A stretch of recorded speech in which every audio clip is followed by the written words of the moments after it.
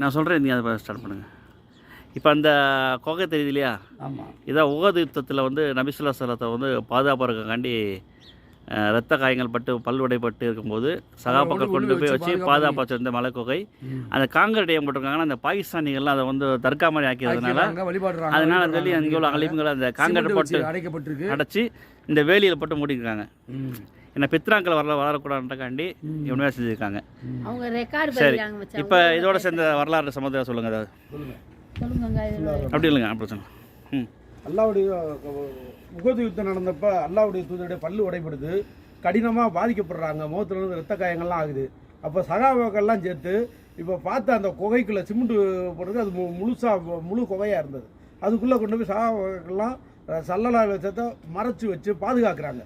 அந்த நேரத்தில் அபிஷியான் அவங்க சொல்கிறாங்க, நாங்கள் வந்து வெற்றி கொண்டுட்டோம், முகமது கொல்லப்பட்டார் அப்படிங்கிறாங்க. அப்போ சகாபாக்கள் உயிரோடு தான் இருக்காருன்னு சொல்ல முற்படுறாங்க. அப்போ சல்லல்லாஹு அலைஹி வஸல்லம் யாரும் பேசாதீங்க, அமைதியாக இருங்கிறாங்க.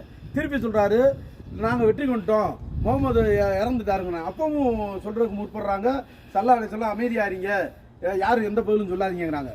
திருப்பி அபிஷியான் அவர் என்ன செய்கிறாங்கன்னா, எங்களோட லாத்து இருக்காப்புல அப்படின்னு அவங்க வணங்கக்கூடிய கடவுளோட பேரை சொல்லும்போது, இப்போ பேசுங்கன்னு சல்லல்லாஹு அலைஹி வஸல்லம் சொல்கிறாங்க.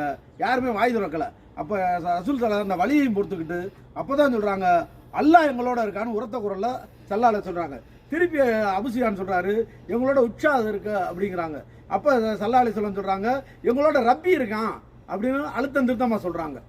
இந்த கோவிலுடைய சம்பவம் தான்.